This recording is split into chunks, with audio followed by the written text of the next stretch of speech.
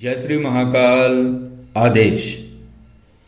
तो आज का वीडियो है बजरंग बाण साधना पर, क्योंकि कई बार लाइव में कई साधकों द्वारा बजरंग बाण साधना के विषय में पूछा गया था कि अगर बजरंग बाण साधना करें तो क्या लाभ हैं और उसे कैसे संपन्न करें। तो ये जो विधान है ये एकदम सटीक विधान है, सरल विधान है और कुछ चीजें इसमें शक्तियों द्वारा पूछकर बताई जा रही हैं। तो चर्चा करते हैं हनुमत साधना पर। तो हनुमत साधना अगर कोई भी साधक करता है और निर्विघ्न संपन्न करता है, निर्विघ्न से तात्पर्य है पूर्ण नियम संयम और विधान अनुसार अगर वो पूर्ण करता है तो उसे अष्ट सिद्धियां स्वतः प्राप्त होना शुरू हो जाती हैं, उसमें स्वतः ही घटित होना शुरू हो जाती हैं।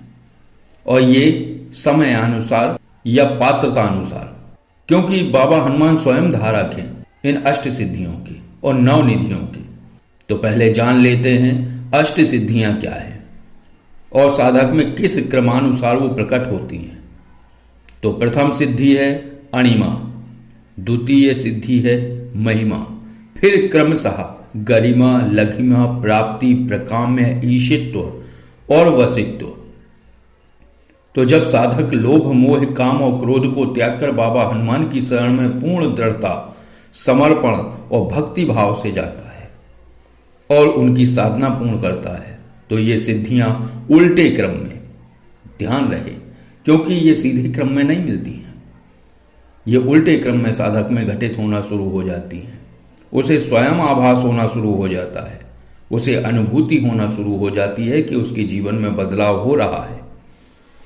तो सबसे पहले उसे प्राप्ति होती है वशित्व की। वशित्व क्या है? वशित्व वो सिद्धि है जिससे साधक अपनी इंद्रियों को अपनी आज्ञा अनुसार नियंत्रित कर सकता है, मन की चंचलता की डोर वो स्वयं थाम सकता है, यानी मन और इंद्रियां उसके वश में होती हैं। और यही सिद्धि है जो आज्ञा चक्र खोलती है।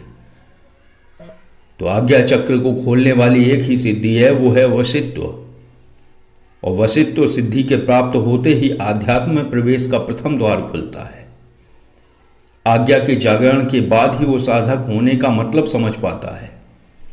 इसके बाद उसमें घटित होती है द्वितीय सिद्धि। द्वितीय सिद्धि है ईशित्व। ईशित्व वो सिद्धि है जिसके प्राप्त होते ही मृत्यु लोक पर जितनी भी शक्तियां हैं उनकी सिद्धि के द्वार खुल जाते हैं, चाहे वो दैवीय हों या इत्र योनि की शक्तियां हों या दिव्य आत्माओं की श्रेणी की शक्तियां हों।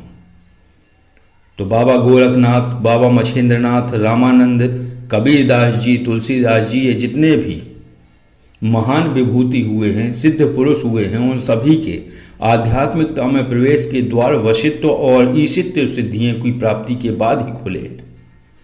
लेकिन ये सभी दिव्य और अवतारी पुरुष थे, तो इनके पास पहले से ही सिद्धियां रही हैं, बस जागृति की आवश्यकता थी।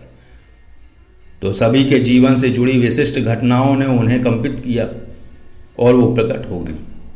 ठीक ऐसे ही प्रकाम्य सिद्धि है, प्राप्ति सिद्धि है, लघिमा सिद्धि है।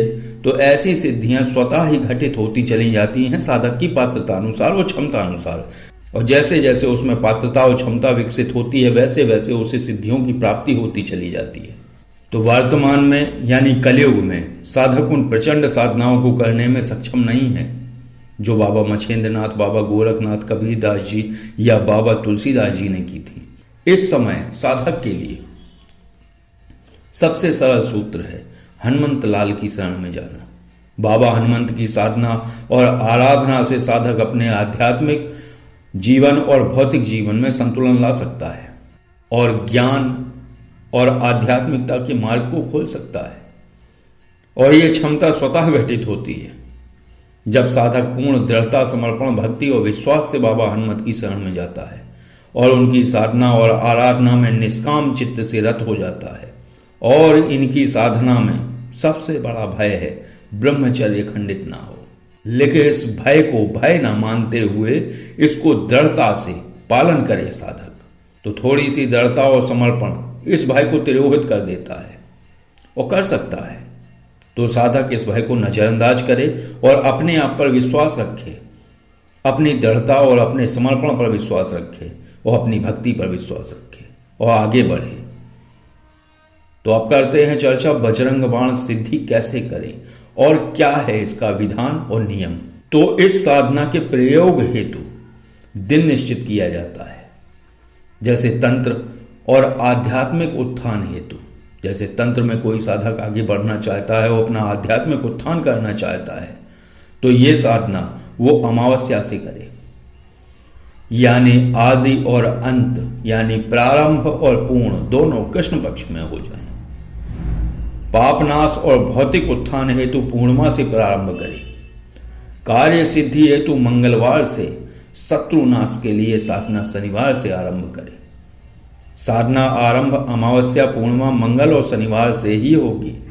तो जिस दिन साधना आरंभ होगी उस दिन साधक ब्रह्म मुहूर्त में जागे और जागकर स्नान आदि करके हनुमान जी के मंदिर जाए सुबह 5 या 6 बजे और वहां 11 बार दंडवत करे। ये विधान है, इस तरीके से करे अगर तो साधना में विघ्न नहीं आएगा। तो ध्यान से सुनिए। तो मंदिर जाकर सबसे पहले 11 बार बाबा हनुमत को दंडवत प्रणाम करना है। फिर श्री राम स्तुति को 21 बार करना है, वहीं खड़े होकर हाथ जोड़कर। और 108 माला तुलसी की हो तो अति उत्तम, नहीं तो रुद्राक्ष माला से भी आप राम नाम का जाप करें 108 माला, क्योंकि साधना शुरू हो रही है, बस पहले दिन ही ये करना है। और फिर 108 माला राम नाम का जाप करने के बाद प्रभु राम जी से साधना की सफलता हेतु प्रार्थना करें।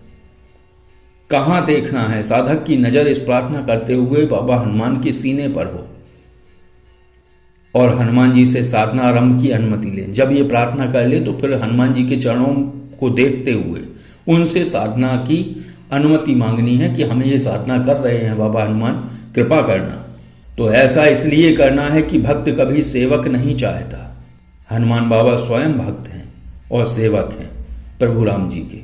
और जब साधक श्री राम जी से अपनी साधना की सफलता हेतु प्रार्थना करता है तो हनुमान जी उसे अनुमति दे देते हैं और अनुमति के बाद साधक परीक्षाओं से बच जाता है। तो ये वीडियो थोड़ा लंबा होगा, इसलिए इस वीडियो को 2 भागों में करते हैं।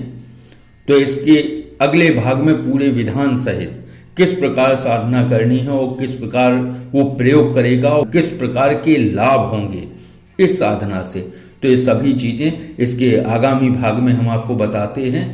क्योंकि बात यह है ना कि जब वीडियो लंबा हो जाता है तो आप सभी लोगों की शिकायत होती है कि वीडियो बहुत लंबा हो गया, इसको छोटा बनाइए। तो इसके अगले भाग में बजरंग बाण साधना की पूर्ण विधान और हवन सहित और क्या क्या सामग्री लगनी है सब कुछ आपको बताया जा रहा है। तो इसके आगामी भाग को आप देखिए।